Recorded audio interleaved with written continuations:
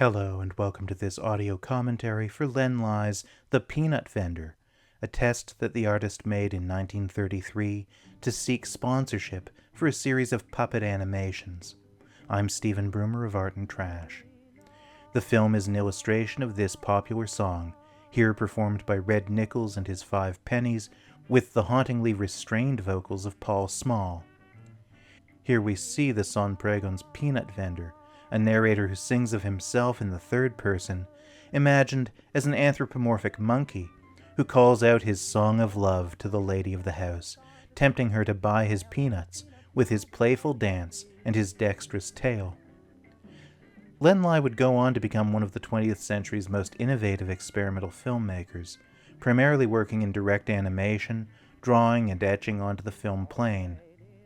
He was also a sculptor devoted to kinetic sculpture, making what he referred to as tangibles, sculptures that could wave and whir and reflect by movement the environments in which they're placed.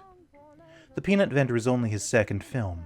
He had previously, in 1929, made Tusa Lava, a synthesis of modern, indigenous, and cellular forms, cast in an innovative positive-negative split screen. The Peanut Vendor was made to seek sponsorship for a series of musical shorts, proof of concept of his technique and his craft. That sponsorship would elude him. The set, created by Lye, is a tropical one, to complement the Cuban rumba.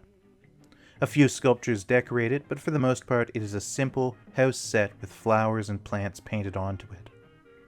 Some discovering this short in the 21st century have called it creepy. Creepy though it may be, the puppet itself is a wonder.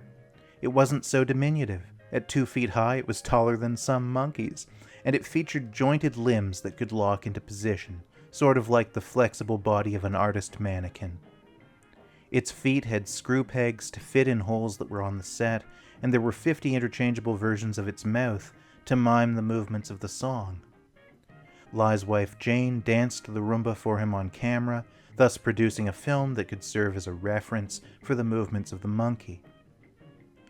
To contemporary audiences, I ask, what is it that makes this monkey creepy?